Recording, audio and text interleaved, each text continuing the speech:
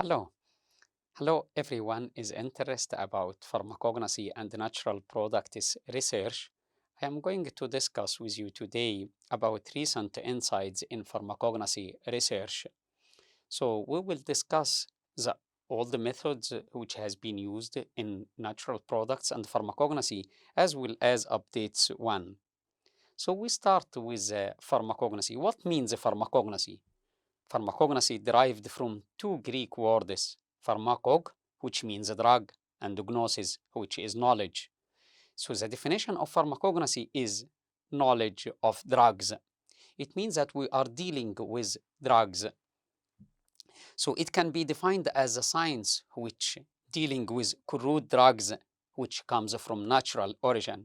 So any drug comes from nature, it means pharmacognosy and natural products.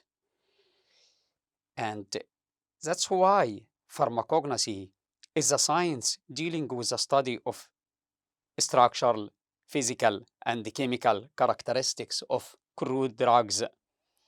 In addition to history, what is the history of this plant or marine cultivation, collection, particular treatment that received during preparation for the market. From this point of view, it comes the official drug. And the official drug is the drug which is listed and described in a book recognized by the governmental. So if the governmental or the legal authority authorized for this drug for a standard, this book is termed pharmacopoeia. So the pharmacopoeia, it means that the drug has been authorized from the government. From this point of view, the pharmacognosy deals with what is the role really of pharmacognosist. It is the identification of crude drug material. What about the assurance of the absence of any adulteration? This is very important, as well as the diagnosis and dispensing of the appropriate regime for treatment. In general, natural products chemistry or pharmacognosy include any substances produced by nature. That's why scientifically, natural products of chemistry is purification and isolation of the organic compound, which is a form of natural resource, produced by the pathway of primary or secondary metabolism. This plays a significant role to develop the field of organic chemistry.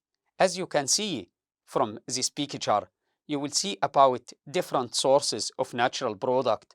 So if you take any of these natural food or plants or vegetables, etc., then you do isolation of the constituents, then you end up with the secondary metabolites for the isolation of the active compound. This is as examples of natural products, and this could be, the shape could be extract, which means that it included hundreds of compounds together, or isolated compound, which is only one active or one single compound. And the source of this natural product could be organism like plant, animal, microorganisms. For the plant, it can be leaves, flowers, bark, etc. Therefore, the compound is isolated from this natural products could be a lot of, could be different classes like flavonoids, terpenoids, coumarins, saponins, xanthones, polypeptides, alkaloids, tannins, cardiac glycosides, fatty acids, alkyl ketones, essential oils. So there is a lot of classes, and each class of this type of compound contains thousands of compounds. Therefore, pharmacognosy covers the chemistry of naturally occurring compound. And we should discuss and understand what is biosciences, what is their function in their own environment, what is the metabolism, biological activity, and the more conventional branches of chemistry, such as structural elucidation and the senses. So if you study pharmacognosy, you have to understand all these types. We start with the structures. So this is just examples of natural products in modern drug. These type of compounds are different classes like steroids, alkaloids, etc. And this has been approved as modern drugs. From this point of view, we can talk about what is the chemistry of crude drug. This could be primary metabolism, like starch, amino acids, proteins, fixed oils, or it can be secondary metabolites, which is the different classes we have just discussed, as well as it can be also gums, tannins, etc. So the primary metabolism, for example, is the starch. And as you know, the starch is a unit of glucose which connected with several units. That's why it has the form C6H10O5. This is a unit of polysaccharides. Another type of primary metabolism is a protein. And as you know, protein is a complex nitrogenous compound. And it has a high molecular weight. It can be several thousand due to the polypeptide bond of amino acid. So protein is polyamino acids which connected to each other by peptide bond. And the protein are stored by plants usually in the form of amorphous masses or small particles. The fixed oils and fats. As you know, the esters of long-chain fatty acids of high molecular weight, like stearic acid, for example, or oleic acid, if it reacted with glycerol, it ended up with esters. And it could be either solids or liquids. In plants, they are abundant more in fruits and in seeds. So you get high percentage of oils from fruits and seeds. And this is typical examples of turbinoid. So usually the oils are turbinoid structure. And this is the first class we could learn in natural products and pharmacognosy. If you see the compound contain mainly carbon, hydrogen, or it can be also contains a few oxygens, then you start to count the number of carbons. If it is C10 or C15, etc., it means that it contains isoprene unit, which is C5H8. So if it is C10, it means it is 2 units, which is monoturbinoid. For example, this one is monoturbinoid, and it is acyclic because it is not cyclized, but this is acyclic turbinoid. This is cyclic turbinoid. Then we go to secondary metabolites. And what is the definition of secondary metabolites? It is the organic compounds are not involved directly in the cell life, and it play an important role in plant defense. For example, it has also a play role in medicines and flavoring and food. And as we have seen before, it contains several classes like alkaloids, terpenoids, etc. This is the fourth group of primary metabolism. It started from the amino acids, which is the unit of protein, while the fatty acid, which is the unit of phospholipid, glucose, which is the unit of the polysaccharide, as we have seen from starch, and nucleobases, which is the unit of DNA and the RNA. Then we come to very important definition in pharmacognosy, which is called the ethnopharmacology. What means ethnopharmacology? Ethnopharmacology is the information which we get from people dealing with plants, for example, but from the point of experience. So they are usually not educated people, but they get to know about the uses of the herbal medicine from experience, like for example, the Bedouins in Sinai in Egypt, or the Bedouins in any other Arabic country, or in Latin America. So the people usually living with plants get to know by experience how to use these plants to treat diseases.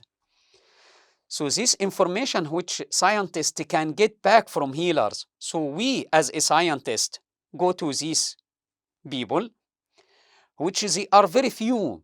That's why they are very important people, because they have the knowledge in their head. So, and this is a problem for us because there is no correspondence organization work together on this national level. Therefore, cooperation between traditional healers, organization, and authorities with us as researchers is very important. Why it is very important? Because many of modern drugs have originally comes from these ethnopharmacology and the traditional healers. I will give you an example to show you. This is, for example, this guy here. He has been living with plants and he gets the information from his father and grandfather about using of herbal medicine to treat diseases. So we go to this guy and try to convince him to cooperate with us and talk to us about the plants and his experience. Then we take these plants to the lab and we see what is the scientific evidence. This is very good for us because we could cooperate together. Then we can use the plants based on scientific evidence. It means this will be safe for us. This is, as you can see, a delegation from Sweden, from Karolinska Hospital and KTH, as well as Uppsala University. We had been going to this guy in Sinai in Egypt to collect plants and also talk to him to get the information about plants. So this science, we call it ethnopharmacology. So the information we got from him, we call it ethnopharmacology. And this is very important. That's why you can see Journal of Ethnopharmacology. This is international journal and it is Q1 in drug discovery. So this international journal based on this guy, it means that he is very important. And look what has been adopted of this collaboration. The traditional medicinal uses and cytotoxic activities of 61 Egyptian plants. Discovery of an active cardiac glycoside from Origina maritama. And it has been published in Journal of Ethnopharmacology. So this journal is dealing exactly with this topic. That's why I involved him in this paper. And the editor was wondering, this guy has no scientific affiliation. It is just said Saint Catherine, Sinai, Egypt. But he is very important. That's why what I had been explained to the editor when he asked me, that is to keep the information of this. This is very good contribution to science and also to keep the knowledge. So this is a very good example about cooperation with ethnopharmacology people.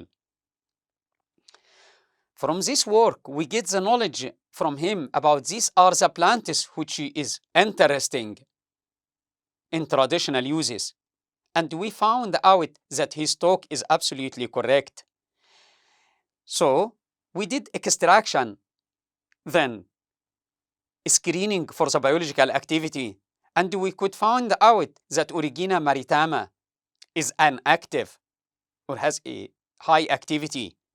Therefore, we did isolation and the structure elucidation followed by the activity till we get this cardiac glycoside compound.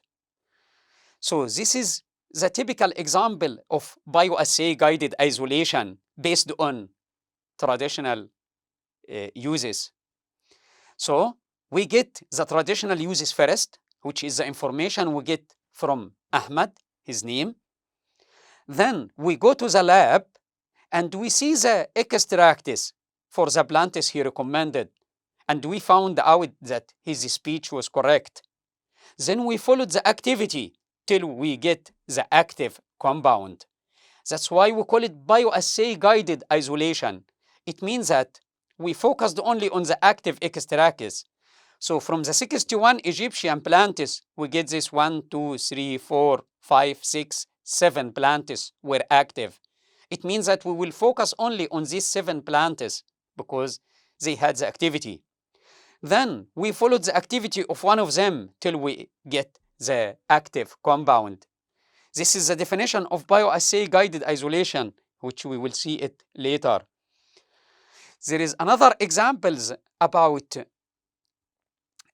uses in traditional medicine and ethnopharmacology, like for example, artemisia. It has been used for anti-malaria, and they got artemisinin, which is anti-malarian drug in the market now. It means that traditional healers are very, very important. And herbal medicine is extremely important because we could get the drug. And that's why the lady and Japanese, they got Nobel Prize about this compound. This is a strong approval about the importance of pharmacognosy and natural products. This is another example about antidepressant plant material, which is Hypericum perforatum. And these are the Nobel Prize in Physiology and Medicine in 2015. And they got it, as you can see, about artemisinin from Artemisia. Now we come to the crude drug. What means crude drug? From the name, crude drug, it means that if I take the plant or part of the plant and see the activity, and this extract showed potent activity and no side effects and no toxic effects, and used as a whole extract, then we call it crude drug. It means that the plant is anti-cancer, for example, which you can use. In this case, it will contain hundreds of compounds, but we use it as it is. The expression is used by natural product, such as plants or part of the plants. It means that it is not pure active compound. But from this plant, you can follow the activity and you can isolate the compound, as I had shown in the previous paper. This is very good example to show you about how nature is really rich of diversity of compounds. Look, this is very complicated structure, while this is very simple structure. And the same here is simple structure, and this is complicated structure. So it is biodiversity of compounds. And also you can see that the biodiversity of the natural resources. For example, this is the taxol, which comes from the bark of the tree, while this compound comes from the flower.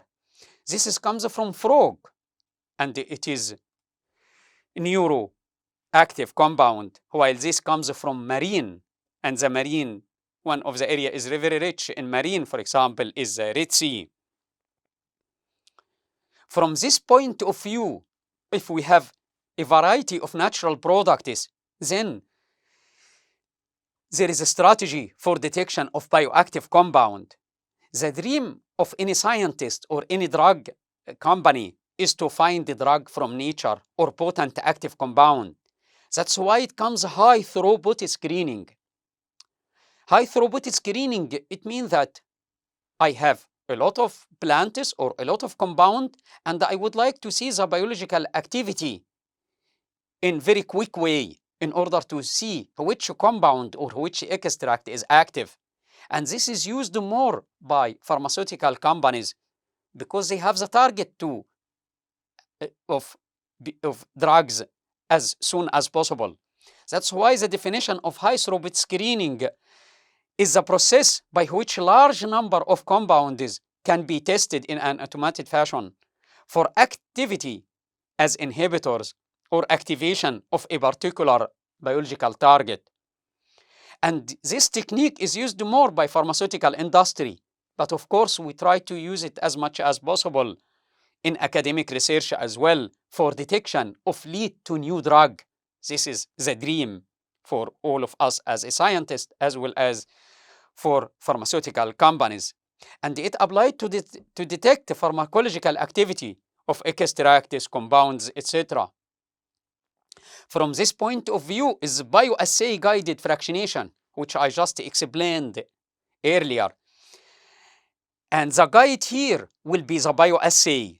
So if you put a target for us in pharmacognosy or natural product that we must incorporate with bioassay to achieve applied meaning and significance. Otherwise, there is no significance if you just isolate compound, even if it is new compound. But what is the activity? There is no sense.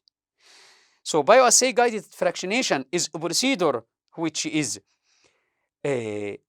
used for extracts, and then chromatography is fractionated and refractionated to get or to end up with the bioactive structure. Then what is the problem if it is this? Yes, the problem is that it is if we have a lot of compounds from natural product and from senses, how we can get the targeted compound for drug discovery if we have a lot of thousands of compounds. This is the modern techniques which I have been referred to it in the beginning of my lecture. For example, is the Chem GBS.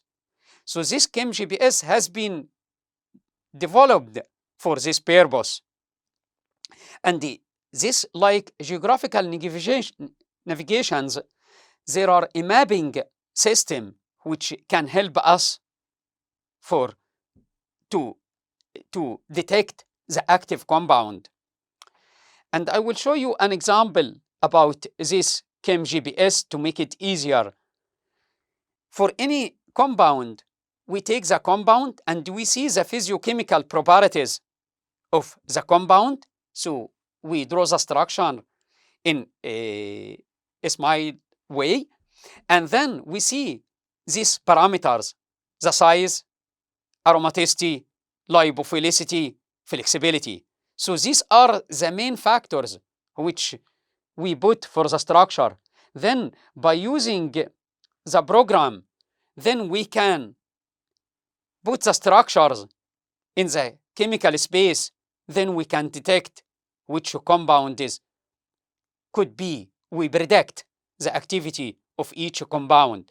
So the chemical space is a region defined by a particular choice of descriptors and delimited places on them. So this helps us for prediction and expectation of the activity. And you could follow this paper to read more about chemical space. Then we'll go to another terminology which is called system biology. So system biology is defined as it is integrated approach to study biological system, intracellular network, cells, organs, and any biological activity by measuring, integrating genetics, proteomic, and metabolic data. It means that this number of new technology for study of biology were developed in the last century, and now gradually entering to pharmacognosy research program. So these are new approaches in pharmacognosy. These technologies is genomics, transcriptomics, proteomics, metabolomics. So we call it the magic science, which is ended by omics. And we will take it one by one to see about this terminology. For example, the DNA. If you study the DNA, it is genomics. If you study the RNA, it is transcriptomics. If you study the protein, it is proteomics. So the genome is the total amount of DNA in a cell. Genomics, originally, it meant analysis of the whole genome. Transcriptomics, it is the analysis of, in the terms of genomics, depicted the expression level of genes. So, proteomics, it is the large scale of protein, of course, particularly their structure, function, and interaction, like this example and it has been published in Science. So you can see that it is very high level journal. There are fewer proteins coding gene in the human genome than there are proteins in the human proteomics. This is just an example. You see, it is huge number, as you can see. So proteomics is a useful tool for characterizing cell tissues of interest. And the proteomics is important for the study of enzymes which involved in the biosynthesis of pharmacologically active compound which process in the plants and the microorganism. So you see, all our target is this pharmacologically active compound. This is our target to be used for drug discovery. If we discuss, for example, metabolomics, this is one of the technique which you can identify the small molecules in extracts by using the different techniques like gas chromatography, high performance liquid chromatography, nuclear magnetic resonance, mass spectrometry, and also coupled of these techniques. I will show you some examples about that. This is another flow chart to make it easier for you. For example, we started with DNA, which is genomic, followed by mRNA, which is transcriptomics, then protein for proteomics, metabolomics as a final, which is metabolomics. This is an example about metabolomics. We study the variation of this species in different geographical region. So we will see how we study this kharoob. You know, kharoob is famous in the Arabic region. So we did do the extraction, then we subjected the extract to coupled technique like GCMS together for volatile compound. So for the volatile compound, the suitable technique is gas chromatography, mass spectrometry. While non-volatile compound, then we should use UPLC-MS and UPLC-NMR as well to identify the constituents. This is the map of the chemical profiling using such techniques. So you can see the modern technique. You don't need to do isolation and purification as well as structure elucidation. If you do such work, it will take from you at least 1 year to isolate and identify all this type of compound. But using these couple techniques, you could inject the sample, then you get the spectra and start to analyze it. So it can take only few weeks or very few months maximum. So the conclusion from this that LCMS is more effective in a sample classification. Also GCMS used as well. So this is the kharoob, and this is the phenolic compound, and we study the activity, and it showed antioxidant and anti-inflammatory. While also the sucrose and the other, it is used as called drinks. It is healthy as well. This is another example which many countries using sugar cane. You can study this as well and see what is the activity in the same way without isolation and the structure elucidation. So, and here I showed you another techniques for structural elucidation and the mapping and the chemical profiling. So again, for volatile compound, we use GCMS analysis. And for secondary metabolites, we use LCMS as well as NMR. And for NMR, it is, of course, it gave a lot of knowledge. It is very valuable information you can get from nuclear magnetic resonance. Then we go to new definition, which is bioinformatics. And bioinformatics is a really interesting subject. That's why you see many advertisements, they ask it for expertise in bioinformatics. Why? Because of this. It is multidisciplinary area of research. It is aiming at creating and advanced of algorithms, computational and statistical techniques, and theory to solve formal and practical problems. That's why it is a very important subject, because it can solve the problems of analysis of the biological data, and how you can, what is the tools to help you. Genomics, proteomics, and metabolomics, all these generate huge amount of data, the transformation of which into biological information required information tools. Another definition about synergy, and synergy in very simple way, 1 + 1 should equal 2, but in synergy is more than 2. Why more than 2? Because in very simple way, it is about drugs existing, which is, if you combine two active compounds, this could increase the therapeutic effect, but also decrease the side effect. That's why we call it more than 2. So a combined effect of substances that exceeds the sum of them in individual effect. This can apply by increased therapeutic effect and reduced the side effect. And this is an example to show you how it works with this antibiotic example. Then we go to combinatorial biosciences. This is the compound which has been now progressed to isolation and characterization of the enzyme. We should study also the biosynthetic pathway, which I will explain in the next lecture. Then we come to very important subject, which is chemoinformatics. And chemoinformatics involved diversity of knowledge. I will go to this, which shows you clearly. So first, we start with the data.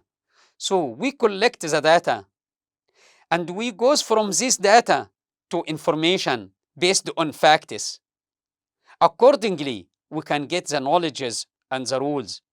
Therefore, chemoinformatics is defined as mixing of information, resources to transform data into information, and information into knowledges. Why? So all of this is a faster way for identification and optimization for drug leads compounds. So chemoinformatics and phylogenetics. So the problem that there is a great need of many new drugs. As you can see now, they have a serious problem about corona, which is a virus. What is the treatment of corona? They are working hard for this.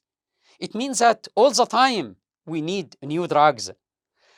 Particularly also in antibiotics. If the situation like that in 2030, the world will face a big problem because of resistance of antibiotics regarding the existing drugs in the market. So what is the solution for that? This is our area of research, is chemoinformatics combined with phylogenetic and system biology. So if you use such new technologies, you will go faster for identifying drugs. And that is why we make this mapping about phylogenetic studies, which is a relationship among biological entities and the chemical compounds, often species or genus, etc. The result is, at present, the world is facing a problem. What is the problem?